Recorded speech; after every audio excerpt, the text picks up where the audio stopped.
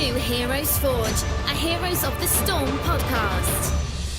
What's up, Forgers? Welcome to Season 3, Episode number 117 of Heroes Forge, a community-driven podcast all about Heroes of the Storm, where we're creating universes, not destroying them.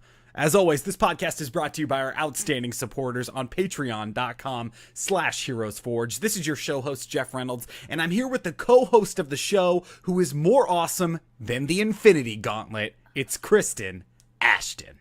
No, that's not true. You take that back, Jeff. You take that back. That Infinity Gauntlet was so cool. So cool. And then how they used it in the movie was fantastic. And listeners, I respect Iron Man now. I'm not gonna spoil anything, but he now has a very, very special place in my heart. And writers from Iron Man 1 to this point, 10 years, a full decade, I salute you because darn it, it's so good. Yeah, that's the ultimate thing to say about Infinity War, is that it is a culmination of everything, as you know already, as everybody out there knows already. I mean, this is the creme de la creme, the end of what we know as the MCU right now. So we're about to see what happens with it. Go out there and see the movie. It's a lot of fun. I know that there are more movies coming, and I can't wait to talk about this more and to talk about, a whole bunch of other things. Kristen, that is a wonderful segue into our huge piece of news here on Heroes Forge. We're starting a new project. That's right, listeners. Jeff and I are starting a new show, but this time about movies. Movies we love, movies we might not love, but we can find things to love about them. It's going to be a great show. We're calling it the Talking Pictures Alliance, and we're going to assemble. It's going to be a bi-monthly movie show that's kicking off May 7th, Monday night, 5 p.m. Pacific, channel to be decided. And our first movie, we're bringing it in with a classic from our childhoods, The Matrix. That's right, The Matrix. This is a huge announcement, and it's going to be so much fun. Kristen, thank you so much for including me in your show, Talking Pictures Alliance. And the thing about this show that I think is so cool, that was a great idea, is that we want you guys to watch these movies before we do the show so that you can be a part of what we're talking about week after week after week. So get in there and make sure you watch The Matrix and get ready for the kickoff episode on May 7th at 5 p.m. Pacific. Kristen, where can people find us if they're looking for more info on Talking Pictures Alliance and news about when the show records and all that jazz? News and all that jazz, you can find us at TPAcast over on Twitter, or our email, talkingpicturesalliance@gmail.com. And also, while you're watching The Matrix, when you come across those moments that made you fall in love with the movie, maybe it's the music, maybe it was the memes, the countless memes that were spawned from it, that originated with that movie, email us, tweet at us. What did you like? What did you love about the movie? Let us know, and we'll see if we feature it on our first episode. Heck yeah. And tell us what your favorite part of the movie is and why it's the lobby scene. Or the lobby scene. Why not when Morpheus is tied to the chair and being oddly talked to by Agent Smith? There's a lot of great parts in that movie. Watch it again, unless you have it memorized, and then just say the movie to yourself in your brain, because I think I have most of that movie memorized, but I'm still going to watch it. Talking Pictures Alliance coming at you later next month. Make sure you follow all of those things on Twitter, and also send us your thoughts at talkingpicturesalliance@gmail.com. Let's talk about Heroes of the Storm, which is what we're here to talk about today. Kristen, we had some awesome Team League games on Kyle's stream. They were a ton of fun, and Deckard Cain is my main squeeze, and I'm out there, and I got him to level 10 already. Level 10, congrats, man. Well, you're kicking butt on that guy. He is a ton of fun to play with. I especially love the Lornado. Yeah, Lornado is super powerful, especially in the lower leagues. I can find that Deckard, in my league, from what I've seen, streamers playing this game, and, I had an awesome opportunity to play on Brawl with the Blues last week as well, with some awesome content creators for this game. in my league, people don't move around as much, so you really get to land those stuns and the slows and the Lornados and the choke points where people don't stand in other leagues. So it's a lot of fun down here in Silver to be playing with Deckard Cain. Oh, I bet that triangle on the ground, that thing feels like it's ready to go every 2 seconds. You can't sit still with this guy. Yeah, it's a blast. I think if you play supports out there at all, and you're a support person and you like to play, this has a really cool new support kind of feel where you have the opportunity to be and engage for your team, to tell your team, whatever I lock down, go ahead and try to take that one thing or two things out, which is a rare thing for a support to feel. So pick up Deckard Cain. He's great. And if you buy the bundle, you get the awesome, I like it. Some people don't like it, but I like the demon segue. That's so great. It's so big. That's hilarious. And who did we see on it this past week that looked ridiculous? Diablo? Was it Diablo on the segue? I mean, anybody looks ridiculous on this thing. It's fantastic. It's a segue from hell, but it's a segue, what segues should have looked like when they first released. If anything, the segue that was created is from hell because it's so boring looking and cheap looking. But this thing is awesome. And I think segues would have sold even more if it had this design. Yeah, that is hilarious to think the actual Segway is from hell, because it doesn't look like this one. I mean, this has got monster truck tires. This thing will definitely run your ass over if you're in its way. It's cool, but you can get it with the Deckard, and I think it's hilarious. And we've seen a bunch of memes and stuff about this on the Heroes of the Storm subreddit, that this mount was the one that they were like, yeah, this is the one that comes out with Deckard. This is the one that I think fits Deckard Cain the best. This is the one Deckard would hang his fuzzy dice on. His Herodric Cube dice. There you go, his Herodric Cube fuzzy dice. He's got dangling on the control stick. Oh, content for this game is just flowing. I mean, there's tons of stuff that is brand new, and there's tons of stuff coming. And speaking of things coming, this is your weekly reminder that BlizzCon is 187 days from this day, Sunday, and tickets go on sale May 9th and May 12th. Make sure you check out the BlizzCon official website for more information on how to purchase your tickets. Get in there, get all of your computer bots clicking the submit button as fast as possible so that you can get those tickets and you can attend. I've said it before, and I'll say it again. If you haven't been to BlizzCon, do it. Start planning now. Start saving a few bucks every week to make it happen. It is worth it. Oh, especially for the weather that time of year too. It's gonna say, because it's always sunny. But more importantly, the community, to be able to meet all of the Blizzard fans in one area is really cool, because you don't have to second guess. Are they into video games like I am? Is this going to be an awkward exchange? No! It's only awkward if you've never played the game that they've played, which is few and far between at BlizzCon. Absolutely. Make sure you check it out May 9th and 12th for ticket sales. Heroes of the Dorm is upon us. We're just a couple weeks away from the finals in Burbank. A lot of teams that I had picked, Kristen, to make it all the way didn't make it. I'm rank 11,000 something crazy, way up in the millions, and I only have 660 points because I went with the staples. I had the whole UCI, ASU, these teams that made it before, maybe even won before. But it bit me in the butt, and now I don't have the points this year. Right, I'm feeling the burn too, all the upsets, but maybe it's because the kids have graduated. The kids that we knew for those past few years, they're finally gone. So you get these new teams, and maybe that's something you have to pay attention to in fantasy drafts. When is the gauntlet, as it were, passed down to the new generation, and is that new generation going to be as good as the previous? Yeah, and you think about it like this, right? This is a evolving brand new collegiate sport, right? Esports in general.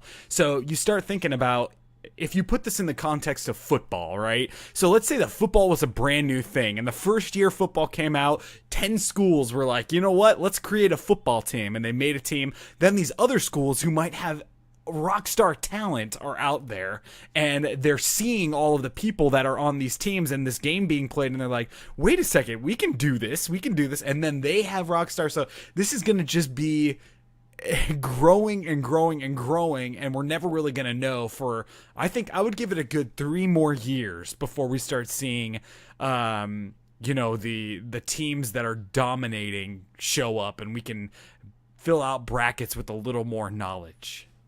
I think that's fair, because what do they say? The creators take about 10 years before they produce that thing that makes them, as it were, their opus, their first opus. So I think that's fair. With something as new and unevolved as this, we have about 6 to 10 years total before, like you said, maybe the coaches settle in, maybe the schools settle in and they invest the money, so they're the ones that get to start producing that legacy. Totally. Yeah, I think that's perfectly said. And with that, we're going to get on with a little bit more Heroes Forge legacy, and let's forge. Let's forge.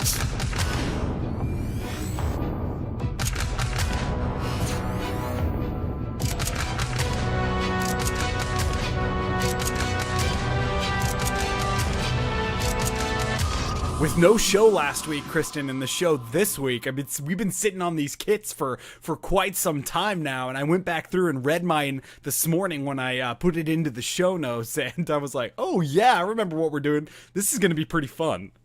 Right, I've got too much Infinity War on the brain here, like, Maghda, what gem does she have? Wait, no, this is Diablo. She's got soul stones. Where are we? What day is it? What time is it? I don't know anymore. But yes, and this was a great pick because you suggested Maghda the week that Deckard releases, which is perfect because guess who killed Deckard? That's right. I mean, Maghda is, one of...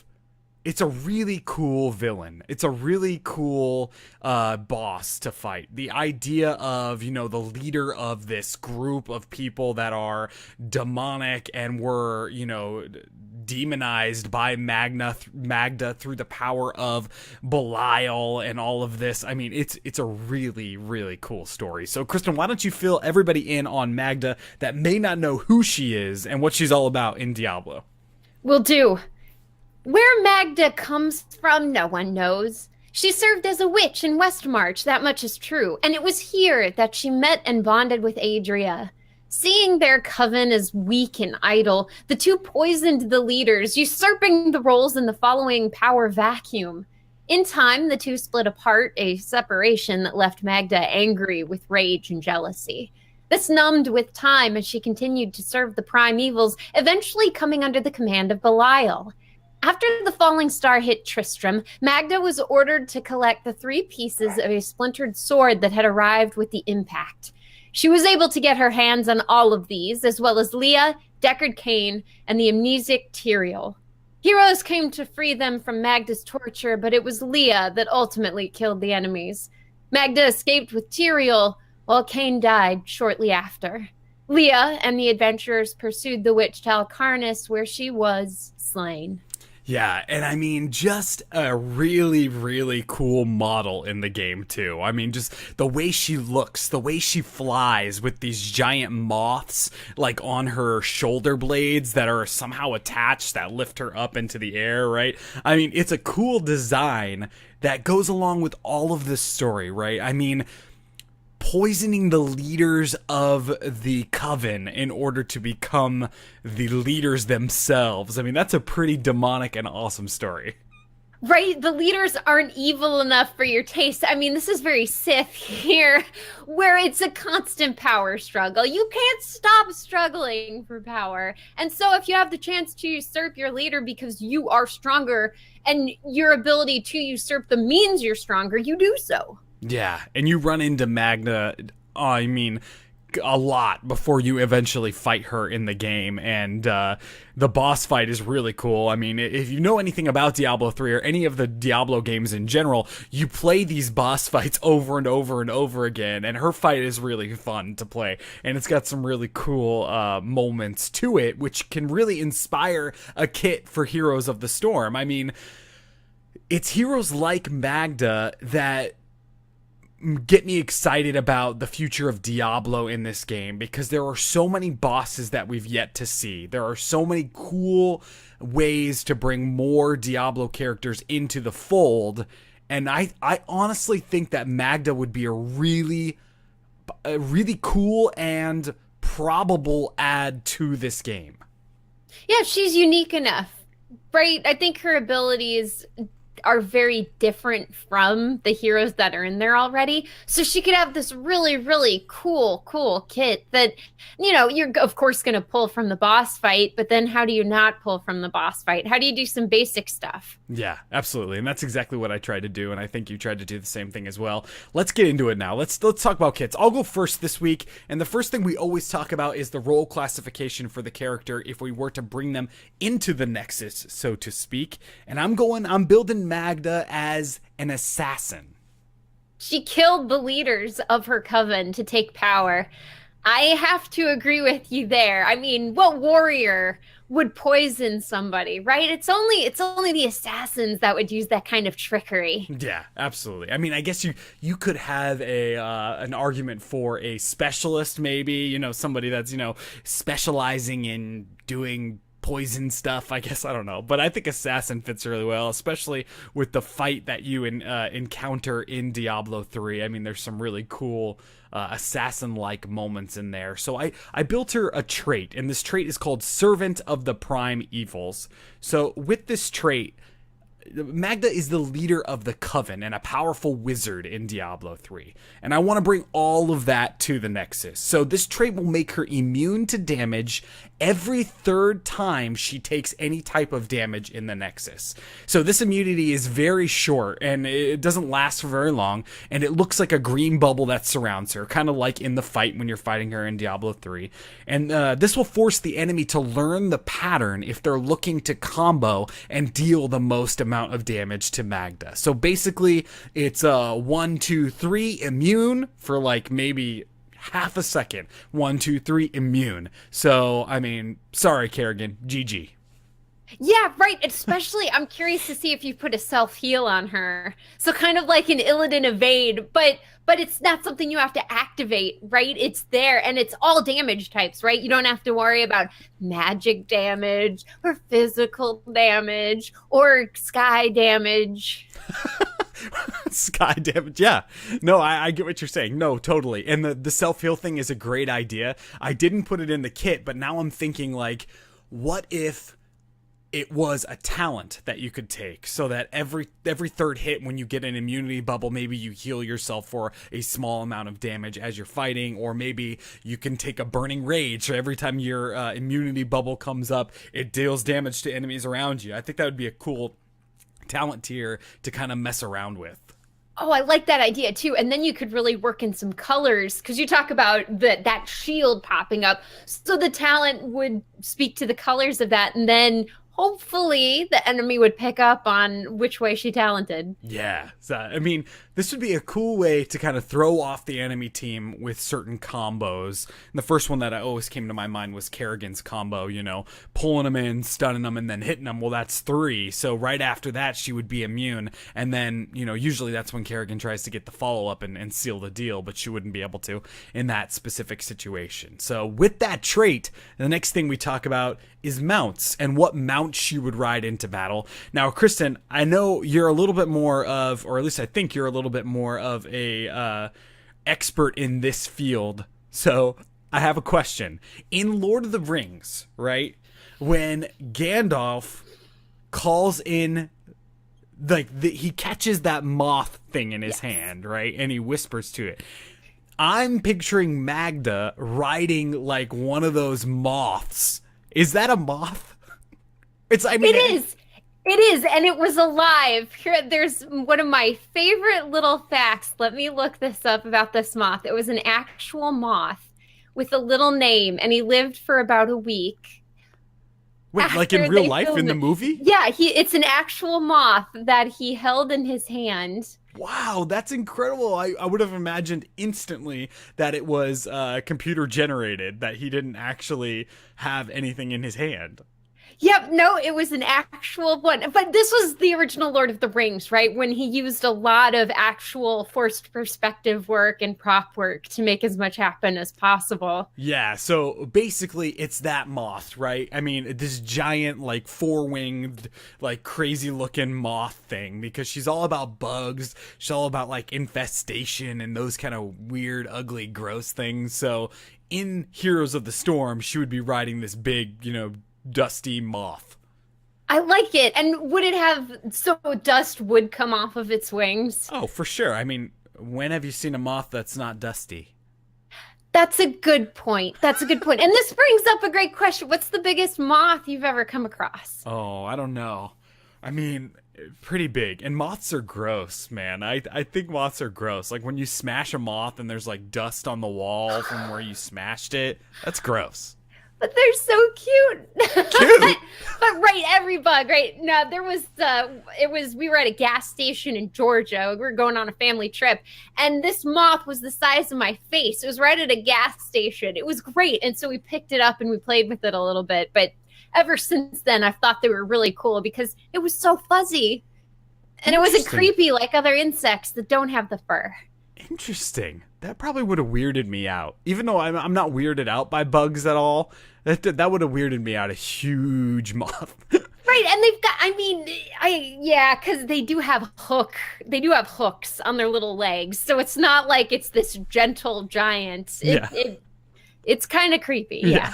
Anyway, Maghda doesn't think it's creepy, and she would ride it into battle, and that was my mount idea. So let's talk about some basic abilities.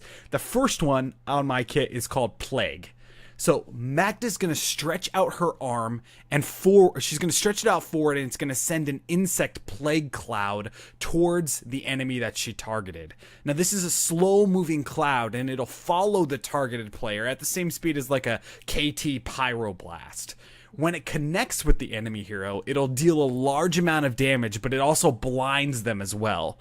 This ability will also affect any other enemy heroes that might come in contact with this plague while it's on its journey to the targeted enemy. The cloud will only follow for what I'm saying is a medium amount of time, and the opponent can outrun it, unlike a Pyroblast. Cool. But I like that they can outrun it, but it can hurt their teammates if they're not careful where they're running to. Because we all know those back and forth Joes in the back lines where they're running back and forth behind their team and they're going, oh, he can't catch me, I'm too fast, I'm the gingerbread man. But this would be great because then it would force them to stop doing that if they want to help their team. Yeah, so basically this is a assassin that's trying to take out the back line instead of the front line, and this, plague cloud is going to help her do that and kind of travel through the front line, hopefully deal a little bit of damage to the people that it hits as it goes, and then when it connects, it'll do a larger amount of damage and blind that target. Awesome. Now, do you think with this blind, it would blind all damage? So a Li Ming, for instance, would her abilities still do damage, or would it blind her from her abilities? I think maybe just basic attacks. I mean, I think this is like a basic attack blind. But yeah, you'd have to futz with that, right? You'd have to come up with a way to make that work. But I really want the feeling of there's a bunch of gross, nasty bugs in my face, so I can't see what I'm actually doing. And I think I've already added enough. That would be on a heroic level, right? But imagine if your screen was covered with like a million bugs and stuff, and you actually couldn't see as the player. Gross. And I'd hope they do real bugs too, right? Because you can do cartoon bugs, but that's not as gross as actual bugs covering your screen. You have to buy an extra peripheral to play Maghda or to play against her that actually releases bugs into your house, and you have to play your game with dealing with all these bugs. Anyway, let's get on to the second basic ability here. This one's called Expel. So, with Expel, Maghda's gonna vomit an insect plague in a cone shape in front of her. The enemies that are hit with this vomit take a large amount of damage. So as the insects are damaging the enemy, they're gonna lay an egg in their enemy's ear. This egg will hatch, and a damage-dealing wasp will spawn from that character after a random delay. This wasp will circle the target, dealing consistent damage for a short amount of time once it hatches. After its damage is done, this wasp will disappear. It can't be targeted by the enemy and destroyed. This can also be talented into later in the game to allow the wasp to either slow, blind, or reduce healing to the affected target. Have you been watching insect documentaries, Jeff? This is too close to real life. This is too close. I mean, I'm trying to find my worst fears when it comes to insects, and I think that's a lot of people's worst insect fear, right? This little creature, while you're asleep, crawling into your ear, laying its eggs or larvae inside of your brain, and then it uses your brain to sustain life, and it comes to life and murders you in your sleep. Oh, it's so gross. It's so true. And the worst part is there are insects out there that do it. There are wasps that lay their eggs in caterpillars. There are bot flies. Let's not get started on bot flies. Ugh, it's gross. So basically what this does is Maghda's going to vomit, and it's going to deal a little bit of damage to the enemies that are hit. But then you're going to have a little bit of Hearthstone RNG feel here, where you don't know, and Maghda doesn't know, when the wasp is going to hatch. You're just kind of going around the battlefield, and all of a sudden this wasp is going to come out and start damaging you. It's like damage over time, but not instantly. Okay, gotcha. But like you said, RNG. So you're given, let's say, a 30-second window, and at any point in this 30-second window, this thing's going to hatch. And then I'm assuming it's not targetable. It's just damage you're going to take. Yep. You just don't know specifically when. Exactly, yeah. You don't know when, which I think is a cool thing to play with in this game, right? So, do I go back and hit the well because is this wasp going to hatch? Do I go and fight in the team fight because of whatever's going? And if the wasp hatches, I have to know what Maghda talented the wasp into later in the game so that I don't lose my attack speed, or whatever you could talent it into to kind of affect players later at a random time.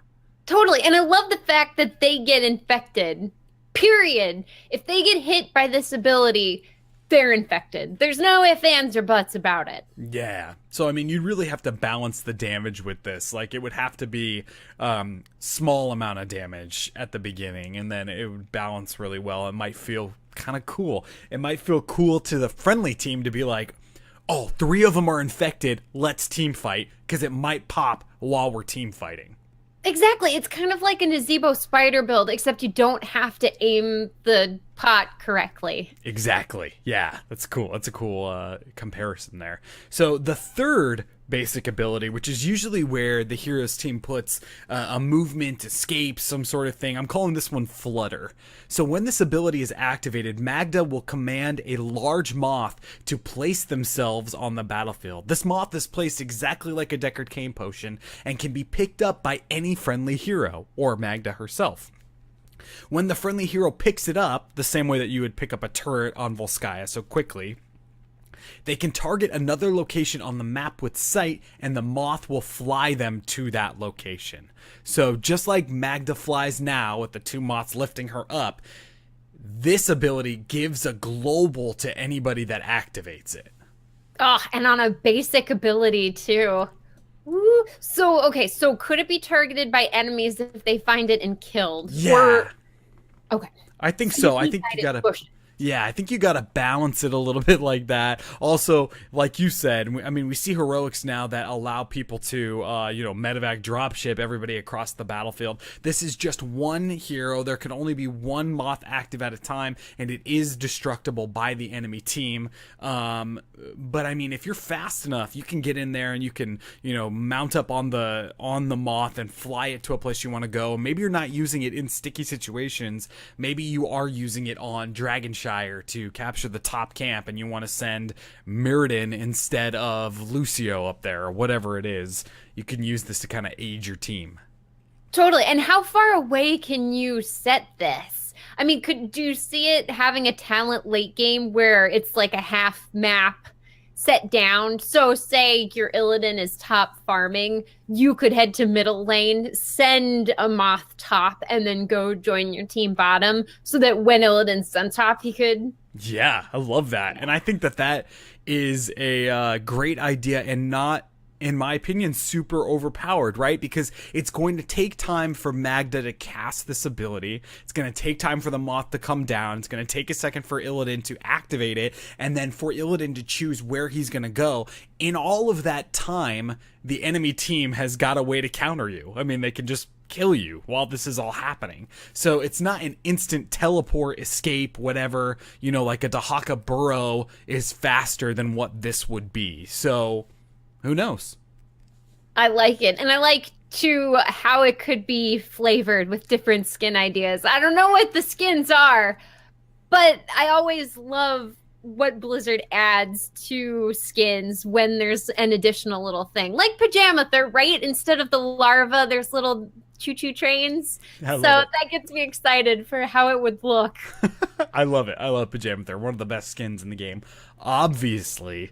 Let's talk about some heroic abilities here. This first one is called Arcane Sentry, right? So with Arcane Sentry, Maghda's going to place a Arcane Sentry on the battlefield that will spin just like the one dropped by the Arcane Punisher. This is total Diablo here.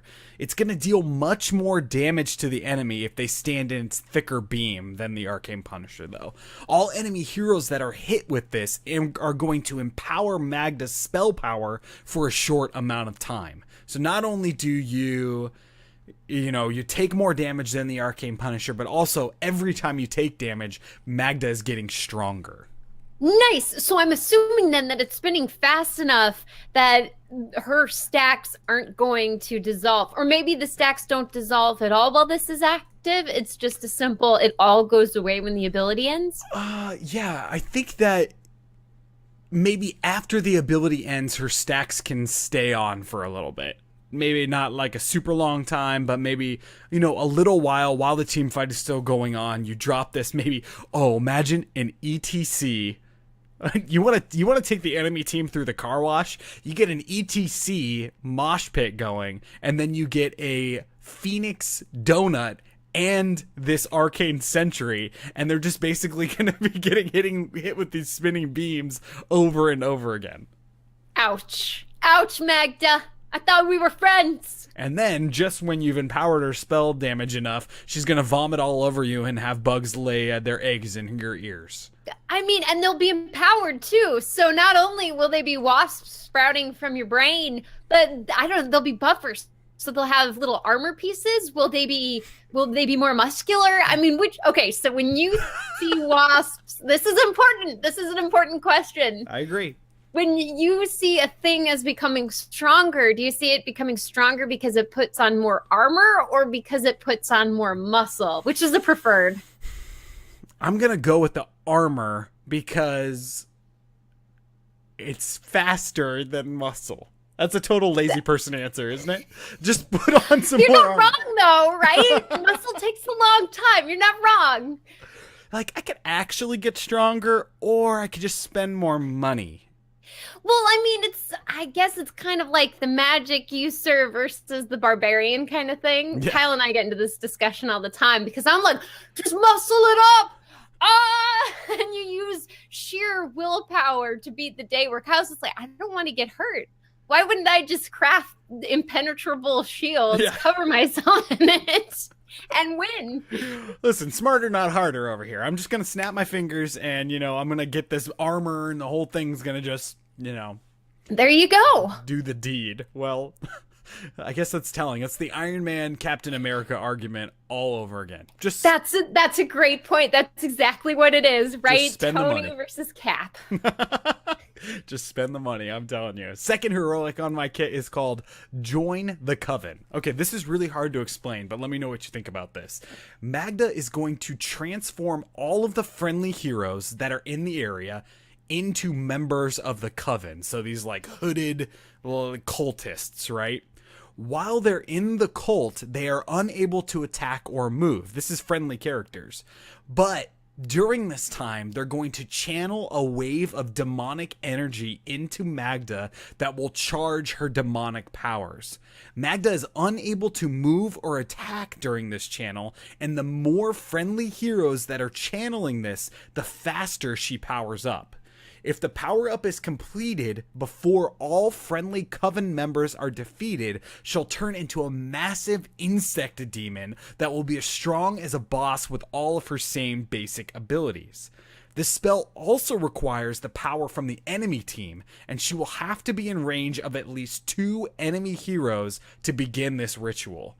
Once a Coven member is defeated, they return to their normal form and fight on. So this is something we see in Diablo 3 a lot, where there's this demon that's in the middle and these Coven members are around them channeling, and you got to get in there, spin to win, kill all the Coven members before the demon pops out.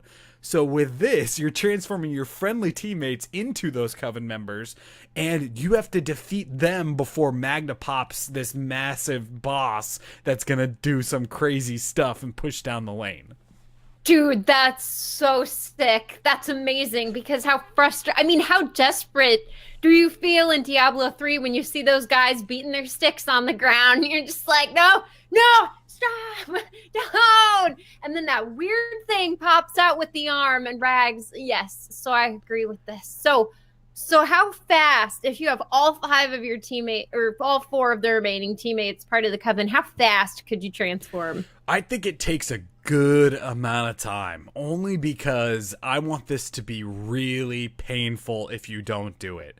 Also, I want the friendly team to think about compositions that can ruin them trying to disrupt the ritual. So, for example, if Maghda turns all of the friendly teammates into Coven members and ETC is one of the Coven members, and the enemy team decides to destroy the ETC Coven member first, and then he pops Mosh Pit right then and there, then the ritual would get completed, right? Or it would have a greater chance of getting completed at that time. And then the enemy team has to think, okay, well, we're not going to take out ETC first. We're going to take out these other heroes first, and we're going to have a range and all this and that so that they can't pop the boss, the Maghda boss. Oh, sick. Okay, and what kind of health / armor are we looking at for these Coven folk? Because I would think it's not the same as the hero, but maybe it is. No, it's low. It's low health, and I want you to go in there and feel like... I mean, okay, maybe it's like the health of the coin camps on Blackheart's Bay. So it takes a few hits to take them out, right? Or you got a KT, flame strike in there that'll do the deed. So I really want you to have to draft around this heroic if it's taken. Dude, yes. Okay, and then you need 2 enemies in range. So this is one of those things where you're trying to make it so that Maghda can't pop it back at base. Right. And then push to core. So okay. The thing with that is that the enemy team has to be in range. If they leave range, the friendly team can wait for them to come back in range to channel the power, or they can make the decision that they're not going to come back in range enough so that they can pop the Coven and just end the ritual, and it goes on a reduced cooldown. Oh, cool. So you would need a way to keep the enemy in range to trap them there, because what enemy wouldn't run away, right? So if you do that, then you think about, okay, how can we lock them down? And I'm going to use ETC Mosh Pit again. So if you lock them down in that area, but in order for ETC to do that, he can't be a member of the Coven. So he can't be part of the ritual. So it's going to go slower if you do something like that. Or you start thinking, what if we pop this on a map objective? Well, we can't take the objective because we're doing this, but that'll prevent them from coming into the area. I mean, there's a bunch of weird stuff that would have to go on here. No, totally. Okay. And my final question, if you're a friendly hero and you're a Coven member, can you choose if you want to pop out or not? Because what if you are the ETC and you want to surprise them, right? They're trying to take out everyone else but you, and they start on that Li Ming. You could knock yourself out of it, catch them, and that's it. Yeah, I want that. Maybe you have one ability while you're a Coven member, and that's to get rid of your Coven garb, like to step out of the ritual. You're automatically placed in the ritual when it begins, but you can press Q and get out of it if you want to get out of it. And also, I would require that all heroes in the game have Coven robes. So you're not transforming into a Coven. You are, Valera in a Coven robe, or, Murky in a Coven robe, because I want that in my life. Oh, could you imagine everyone, even Tyrael is part of it. He didn't want to admit it. And he feels dirty doing it, but he knows it's for the betterment of the team. Oh, don't get me started on Tyrael and, Eldruin, the sword of, ultimate power that really hits for 12 damage. That's not his fault, Jeff. That's not his fault. That's like me talking about how Tychus is in full Marine getup, but dies so quickly. I mean, yeah, think about this. Even in his own game, Tyrael, you're fighting for the shards of Eldruin the entire game. And then you get the sword back, you give it to him, and he hits just for like 10 damage. He's like swinging this blade that you fought your whole game to get. Anyway, I mean, I could just talk about this forever. Maybe in the end, Tyrael's not as good of a swords master as he might think he is. So the sword itself is still really powerful. The problem, though, lies with Tyrael. Maybe. Oh, this is making me depressed. We gotta move on. Imperius would have done it right. That's right. Imperius would have got mad and would have definitely done it right. Imperius confirmed, Heroes of the Storm.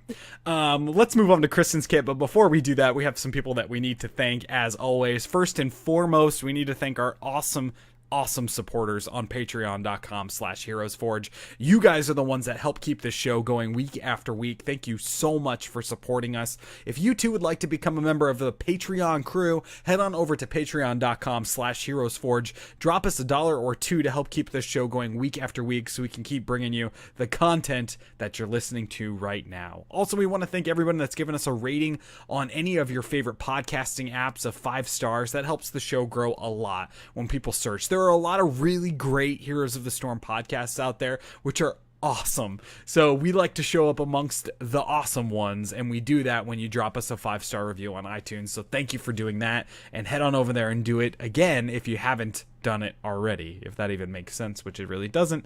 But yeah, absolutely. Let's move on to Kristen's kit here. Kristen, what role classification are you going with here? And I'm assuming it's Assassin. You assume correctly. Assassin it is. She wouldn't be anything else. But a lane pusher? She's too egotistical to be a lane pusher. That's a great point. I mean, her voice lines and stuff in the game, right? I mean, she's pretty competent. Yeah, she wants to be seen owning people or losing to people. Yeah. But either way, she wants to be in the thick of it. Absolutely. An assassin is a great way to do that. Let's move into your trait. What is your trait?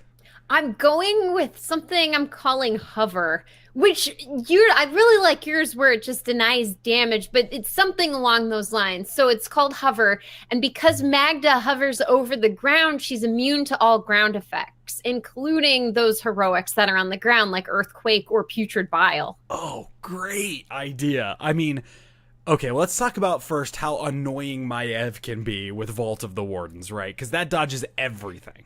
Yes, it does. And the cooldown is wicked fast. I know, but that feels good, right? I mean, it feels Maiev-y. It feels Wardeny, jumping around the battlefield, all that stuff. This idea feels like Maghda, right? She would fly above the ground, so your Earthquake is not going to do anything to her.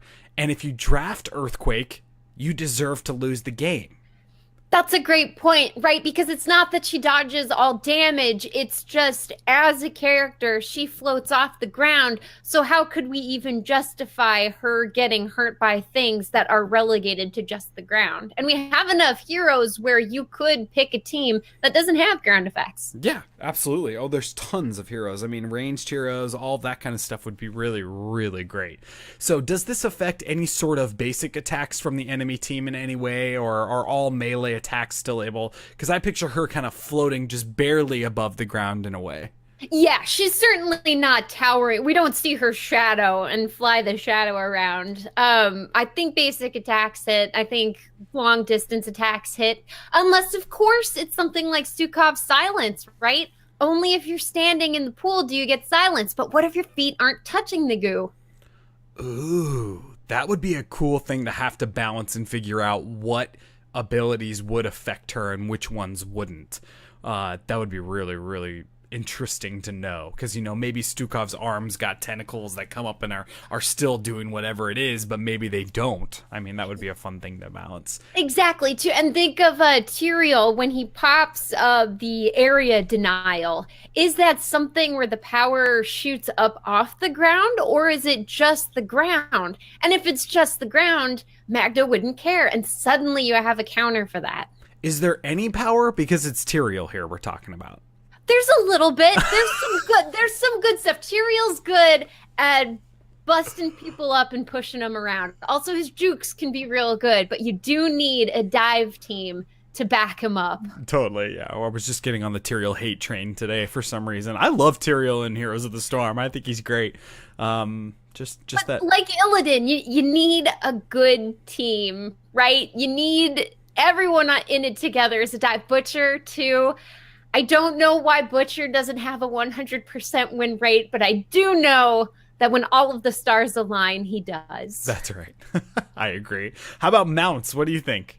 I'm thinking she has a butterfly cloud because she's a fan of the insects, and so she summons the swarm of butterflies under her feet that lift her up just a little bit higher, and then she floats on to her next place. See, that's cool. That's a cool, like, insect swarm thing. That's something that's very Maghda, right? I mean, and are you picturing these are like monarch pretty butterflies, or are these like gross Diablo demon butterflies?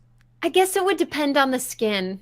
You know, so if you want to dress her up pretty and make her look like a cute girl, you can do that. Or if you want her to look like half rotted and she's formed of insects, you could do that too. Oh, what a great skin idea. That's awesome. Like she's just a bunch of insects that form a humanoid shape. Insect Lord. Oh, that's a great idea. Oh, and when she talks, worms and stuff fall out of the hole that's supposed to be her mouth. Her tongue is like actually. Oh, we're not gonna keep going. Yes, we are. All right, let's get into some basics before we go down this insect hole too far. What is your first basic ability? All right, the first one is called Proboscis Pokey. Now, you can say proboscis or proboscis. I always thought it was proboscis, and I think there are a few pronunciations of this word. Just an interesting side fact I came across with my research. But the Proboscis Pokey. Now, she's got those two butterflies that carry her around, and I'm naming them Skipper and Red Admiral because we need lore here, right? And we got to have it in that description. Now, they extend their proboscis extremely fast, latching onto the closest enemy. This hit injects the enemy with a stack of her poison and keeps her latched onto that enemy for the duration of the ability. Okay, so tell me about this latch. Is this something that allows them to, or I guess I should use the term disallows them to get too far away from her, or is she following them? The way I imagine it is because there are two lines connecting her to the enemy, she can now kind of rotate around them, and she's kept at that same distance from the enemy as she can move around them. So kind of like when Hanzo has his arrow pulled and he can rotate around, kind of like that. So she could totally latch to a Li Ming and teleport with the Li Ming and just, throw her fireballs or her magic balls at whoever she's attached to. That's such a cool idea. Oh, I love that. Okay, so question, can she disconnect it? Yes. Let's say it'll attach for half a second, and then after that you can disconnect it, or you can let it ride out the full second. Okay, so still though, even a half a second, if we're talking with the Li Ming teleport here, the enemy team can counter this by saying, I'm going to teleport behind this wall, and she's going to come with me. Exactly. So you have to be careful how you use this power, but that's the fun part, is balancing, right? Making sure you use it at a cool time and not a rude time or bad time. Yeah, what a cool way of having a butcher lamb to the slaughter, or even Maiev feel on a basic ability without the silence. Like, it's a cool way of like, I'm along for this ride with you. Yeah, you look behind, I'm there. You look in front, I'm there. And I'm just throwing my annoying little basic attacks in your face. Not doing much, but it is annoying, like an insect, like a gnat. Just call my name, and I'll be there. Exactly. Her band shows up behind her insect band. They're snapping their little fingers. Anubrex, the drummer, of course. The doo-wop, yeah. Sagara laying the banelings that are the doo-wop, doo-wop, really deep ones. Oh, just when I think we've gone off the rails, we actually do. What's your next basic ability here? All right, next one, Plague of Locusts. And what great minds, we like the idea that she vomits nasty stuff. So she's going to expel a big breath of air that turns into an angry cloud of insects. This cloud is targetable by her. She uses it as to target enemy heroes, and it chases whoever she tells it to chase, damaging any enemies it flies across as it tries to center itself on the chosen target. These insects also apply a stack of her poison. Oh, yeah. I mean, this is great minds, but also it's Maghda, right? I mean, this big vomit insect cloud is great. I mean, the way I see something like this happening is like, you know, the mummy status. Doesn't he vomit insects at one point? Dude, yeah, but when he's in the street and they're in the window looking down, O'Connell's looking down from the window and the mummy looks up and he's just sucked the life out of the fez hat guy. And then he just unhinges his jaw and Yeah, I mean, that's demonic to me. I mean, that is exactly what I picture this to be. I picture her super dark in the game. How about you? Well, it's Diablo, right? It's the one game in Blizzard's lineup that's allowed to go full mature. And I know we got to bring it back for Heroes of the Storm, but still, they managed to bring in on the map not Battlefield, but shrines. Infernal Shrines. Infernal Shrines, right? The tortured people on the side. Yeah. They PG-13'd them up and they brought them in, and I love that. I never have any time to look at those things because maybe I should look when I'm dead, because that's when I spend most of my time. Well, there you go, right? That's the best time to kind of look around the map and go, oh, I didn't know there was a chicken there. Hey, Mr. Chicken. Listen, you can appreciate the game's animations even when you're gone. Great ability, Kristen. I think this is cool. Plague of Locusts is something that would definitely live in her kit if she was there. All right, next basic ability. Hit us. All right, next one is Kiss Me Once, and this is going to tie into these stacks of poison that we've been giving people. So when the enemies are good and stacked up on this special poison, she activates this third ability, and depending on how many stacks an enemy has accumulated, this debilitates those that really fell for her trickery. The poison, when activated, is now kind of a charm. 1 stack simply means reduced damage. 2 stacks reduces damage and speed. 3 stacks means that this, I don't know, let's say it's doubled. It's amplified in some form.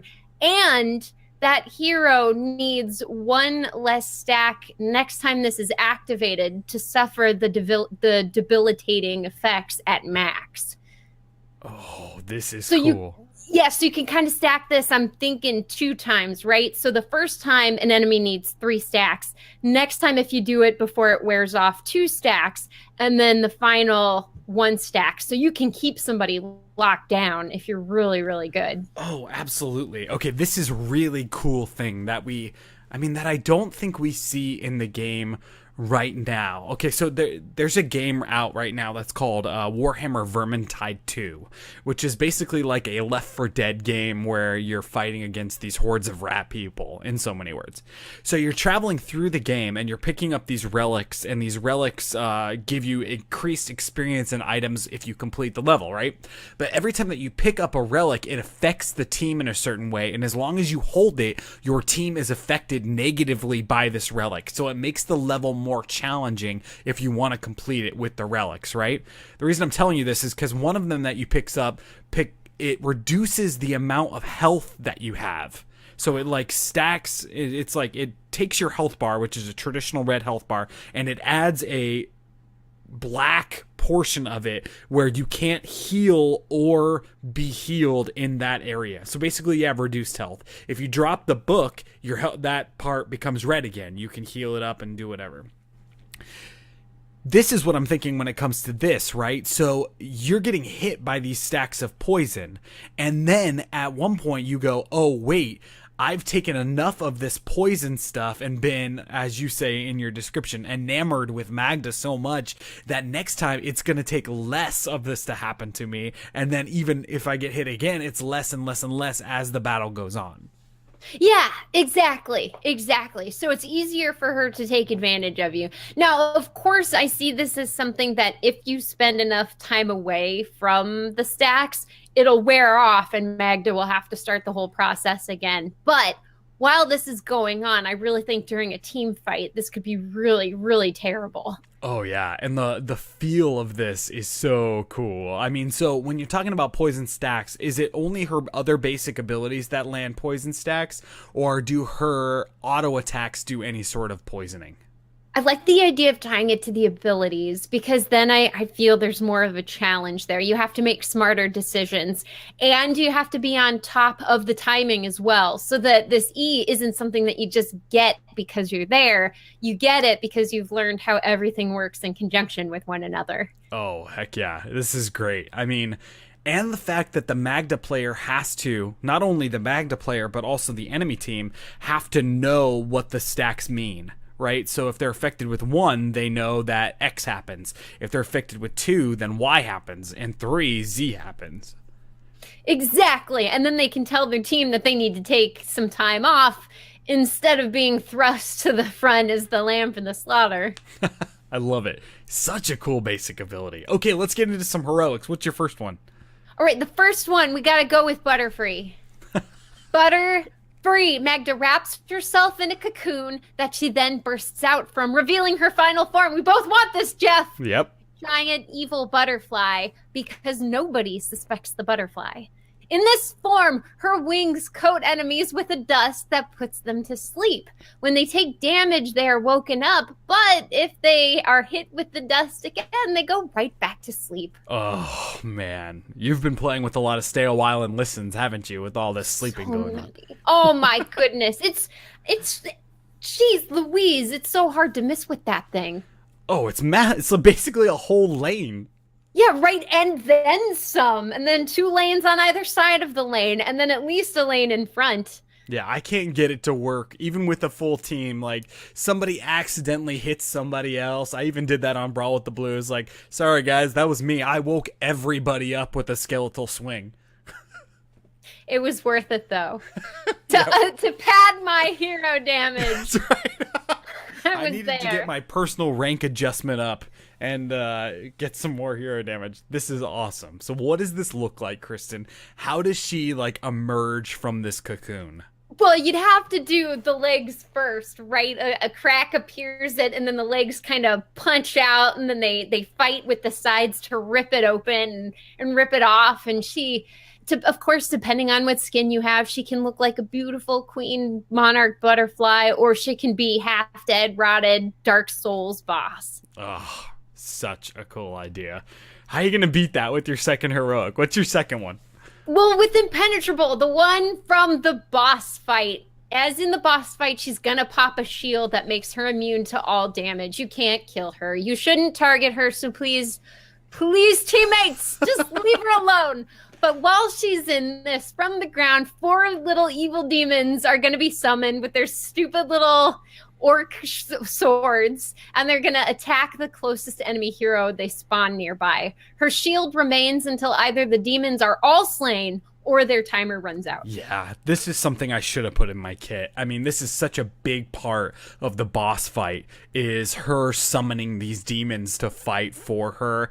This is such a cool idea, and I mean, both of us have this idea in here where you have to do a PvE aspect of the game in order to engage again. And with slaying the demons before you're able to actually deal damage to Maghda again is part of that. Right, it's like your Coven thing. And I mean, she needs shields. I think that's an agreed upon thing. She needs to be able to summon stuff, and she needs some sort of vomit. Yeah. Butterfly vomit. Absolutely. Never thought I'd hear those 2 words in conjunction. I can't even speak because I'm thinking of butterfly vomit. This is such a cool kit, Kristen. I mean, how do you sum this whole thing up? Winging it. Yep. winging it. I mean, not really though. I mean, this is really, really well put together with the whole immune to ground effects. The enemy team's got to draft against that. Obviously, being able to follow somebody around with these, you know, pincers or whatever, you know, attaching to the enemy. Then of course vomit breath, and then this poison stacks portion of this would make her a really high skill cap hero to be able to memorize everything and know when the best times are to happen. And then if you know you do it wrong, it doesn't really matter because you can turn into this giant demon butterfly and deal even more damage or go impenetrable. So it's winging it, but it's winging it with precision. Falling with style. Yeah. Kind of a thing. Exactly. Before we can call this Hero Forge, though, we got to talk about specialty skins and dance moves. The best part here, I'll start with specialty skins. My specialty skin is Maleficent. I was reading Maleficent I've used before, but I was reading the trivia on Maghda on the Diablo wiki page, and apparently the voiceover artist that does Maghda also did Maleficent. So I was like, did they just typecast person? Does this person actually have horns? That would be my guess, right? Because didn't the original woman, wasn't she able to turn into a dragon? I know she put her head into a crystal ball. Yeah. When you ride Haunted Mansion, here's a fun fact for everyone out there. Haunted Mansion, when you go into the witch's room and she's like, let the bell toll, that's the woman who voiced Maleficent and the stepmother in Cinderella. Madame Leota is her name. Don't ask me how I know that. Well, you're controlled by Disney, man. No, not controlled by Disney. You've got strong ties to Disney. That's right. Here, I'll read this. I'll read this trivia to you. It says, Maghda is voiced by Susan Blakeslee, who is most notable for being the primary current voice of Disney character Maleficent, from whom Maghda particularly inherited the elements of her appearance, skin color, hairstyle, and some parts of her clothing. Interestingly enough, Maleficent's raven has a name. Her raven is named Diablo, but it was renamed Duval in the 2014 film. Interesting. Huh. Why didn't they just keep it Diablo? I don't know. Maybe it was too dark. But anyway, so it's not the OG Maleficent. It's the new Maleficent, but not Angelina Jolie. So if you're in Draenor, then what you need to do is you need to come over and you'll find the alternate. You know what I'm trying to say. But Maleficent 2 or 3? Which one are we going with here? I don't know. We've got at least 5 on the timeline.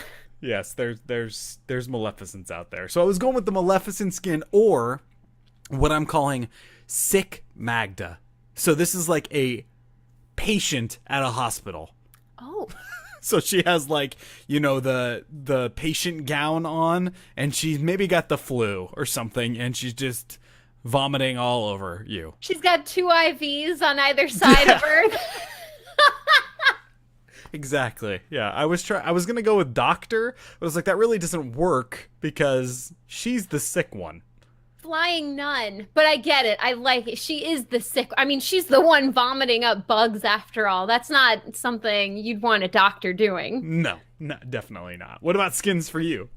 All right, I've got 2 as well. I was thinking the first one, I had 2 fun rhymes with this one, Flagda, and you make her really patriotic. So you have flags from all countries from around the world, and she's draped in flags. You could even have flags of the world, so you don't need your own home country. But yeah. Oh, I'm proud to be a D-man. She still loses. Exactly. You got some nice brass playing in the background when you choose her. Fireworks and cry. It's a beautiful thing, really.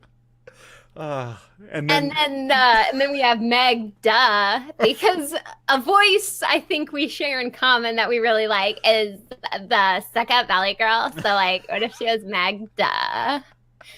She made fetch happen. Yes, she would also say bougie. She would bougie. She's played bocce ball. She is Starbucks still the big thing, or is there boba? You talked about boba tea. Oh yeah, boba's a big thing in SoCal. What else is a big thing? How Eating clean. cleaner? Like, which diet?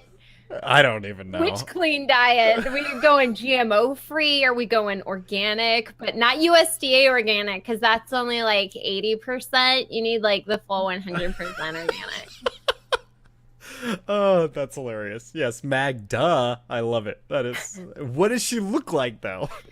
That's a good question, right? I would imagine her hair would just be ridiculous. It would create the horns somehow. But maybe she's like into weird anime hairstyle, but because it's been made cool in non-anime circles, she does buns on the side of her head. A thing would be like a flower crown. That's a thing. Like, there we go. Maybe she's got two little chihuahuas or Bichons or Pomeranians on either shoulder that yip to make her fly. Hedgehogs. Something really weird. Like, this is the cool new animal. Oh, that's true. A sugar glider. Hedgehogs eat bugs. You'd want something that is as cute as you, but not quite. That's right. Maghda. That's great. That goes down in one of the best skins ever. How about dance moves? I'm going with the butterfly. I looked up a dance move, and there's one called the butterfly, and it's the one where you kind of squat and you move your knees in and out. Perfect. I mean, if there's a dance move called the butterfly, my dance move is the bug dance, which is basically like you act like you have bugs in your clothes. Well, that's great, right? Because that's kind of airplane level of awesome. Whenever Kyle and I hear disco or Staying Alive or something, we do the airplane stab in the back dance.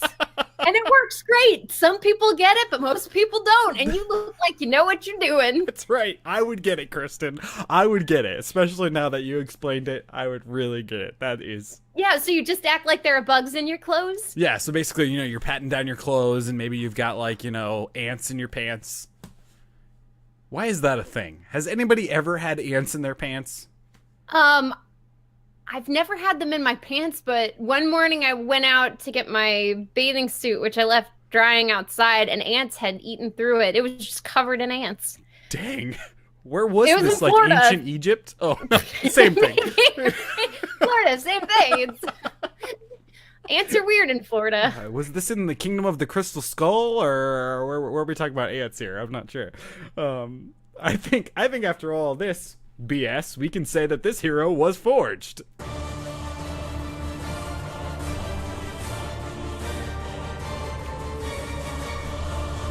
HeroesForge. In all seriousness, though, I do think that, if Cassia is not out of the picture to bring into Heroes of the Storm, right? Not nobody, but like Cassia, right? That is not a Belial. That is not a Mephisto. That is not a character that more people are aware of, or the type of character, I should say. So with Maghda, I think that it is definitely a possibility, and there's a cool insect thing going on here that isn't present in the Nexus yet. You're right. We've got bugs, right? We've got Anubrak, we've got Zagara, we have their whole love thing going on in the background. But you're right. There's no like tiny insect thing. It's big insect stuff, which isn't as cool as what we talked about. What if she was made of bugs? What if that's one of her skins? Oh yeah, that would be like the bundle skin at the beginning. I'm a fan of the Deckard ones a little bit, like the Mad Max look, but I'm not a super fan of the Phoenix Elemental rock thing. I didn't like that much. I don't know if I've seen that one. Yeah, it just looks like a bunch of rocks that are held together with like magic and stuff, but it's not my cup of tea. Some people like it. That's fair. It's like Thrall. I love playing Thrall, but his skins, the Earthbreaker, the stones and stuff, I'm not a big elemental person unless it's fire. Yeah, he needs a mech skin. Yes, he does. That would be awesome. Anyway, back to Maghda. I do think that it could be something really cool to see in Heroes if they're searching for Diablo characters. As we know, there are tons of super famous Diablo characters that haven't been put into the game yet. There's a lot of heroes that I think are on the horizon for Diablo. And you can see, Kristen, at least I feel with the release of Deckard Cain that people are interested in Diablo characters. It's different to bring them into the game than, you know, what we've seen with Overwatch and Warcraft recently, those kind of characters. So it feels good to have Diablo characters be the center of attention for a while. It does. And I mean, the Diablo event was a ton of fun back when that happened. So of course I'd love to, but I'm a Diablo biased person. That was the game that started me on the path that led to this very day. And us chatting about this. That was a long time ago, that Diablo event. What was that, 2 years ago? Maybe, right? Because that Johanna, I think, had just released as well, didn't she? And then we got Battlefield and Shrines. Yeah, that was a long time ago that we had that Diablo event. I wonder what the next event will be, even if we'll get another event like that. Who knows? But maybe Maghda will be included if it was a Diablo event. That'd be pretty cool. Awesome. Okay, Kristen, we're going to call the show there. But before we do, where can people find you on the interwebs and all the awesome stuff you do that's not this show? On the interwebs, you can find me at _Kristen Ashton _ over at Twitch, Twitter, YouTube, and Instagram. Very cool. What are you working on your stream right now? We've moved on from Deus Ex Human Revolution, and we are now on to Mankind Divided. And I'm having a ton of fun with this one. It seems like it's a culmination of everything they've learned, and it's really smooth. It's really engaging. The stealth is better than it's ever been. There was one email about gray aliens in the last game. There was plenty of mention of Illuminati, but you never faced them. So I'm holding out that maybe Mankind Divided goes full original Deus Ex. Huh, maybe. That's really cool. I dropped into your stream the other day and watched you play, and it was a lot of fun. It was the part where you were on the what is that called? You know, the thing that takes you up and down. It's like a construction thing, and you were going up and like hacking some sort of interface on the top of a building, and there was a cop there that was watching you do all of this, and you're like, pay no attention to what's happening over here. Yes, right. And then on the screen after I hack it, somebody releases hidden information, and the cop's just like, whatever. Make sure you watch Kristen's stream. It's a lot of fun. It's a lot of great moments like that. And Kristen, have you ever played a game called Keep Talking and Nobody Gets Hurt? Have you ever played that? I've heard of it, and I like group games like that. I haven't played it yet. I've played something Space Team.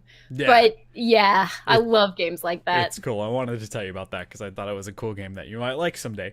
Anyway, if you're looking for me, you can find me right here, HeroesForge. We record the show live every Sunday at 12 noon Pacific, right here on twitch.tv/Amove TV, because we are a part of the Amove TV podcast and entertainment network. For more great esports and video game podcasts, make sure you check out amove.tv. Some awesome content over there. Our website is heroesforge.club, where you can find all the heroes that we've forged over the last 2.5 years now. You can check them all out over on heroesforge.club. And also make sure you follow us on Twitter at ForgeHeroes. You can send us an email, contactheroesforge@gmail.com. And if you'd like to support the show, you can do that again on patreon.com/HeroesForge. A huge thank you to everyone that is supporting us on that website already. And you can download the show on any of your favorite podcasting apps, iTunes, Stitcher, Google Play, and the like. Also, don't forget about Talking Pictures Alliance, Kristen's new show that I'm co-hosting on, which is going to be kicking off later next month, or early next month, I should say. Make sure you follow at TPAcast on Twitter for more information on what we're doing over there. And watch The Matrix. Watch it again. I mean, I know you're out there thinking, should I? Yeah, just start it up, and when you see the red pill, blue pill, you'll want to. Oh, so good. And remember too, if this is your first time watching it, I think I assume everyone has seen it, but there are those younger than us that haven't seen it. So if you haven't seen it, this is the movie that sparked the memes. This is the one, the original. That's where right. Every movie after that made fun of slow-mo, this is where it started. We'd never seen anything like it. Oh, absolutely. Yeah, and please, please, please, if you haven't seen it, and you're going to watch it for this Talking Pictures Alliance, watch it and send us an email. I would love to know your thoughts if you're watching it for the first time, because it has been years since I experienced the first time of watching The Matrix, and I want to know what you think, especially if in this day and age of CGI and all that stuff that's happening.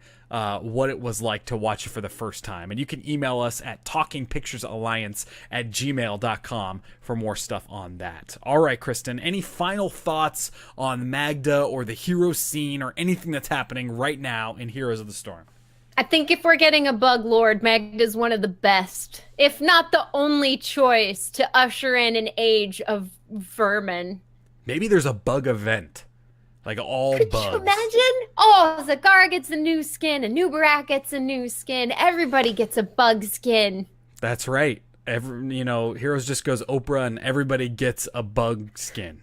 It's called the bug out. I love it. Very cool. No better way to end the show than on Bug Out. Thank you everybody so much for listening, and we'll catch you all in the real world.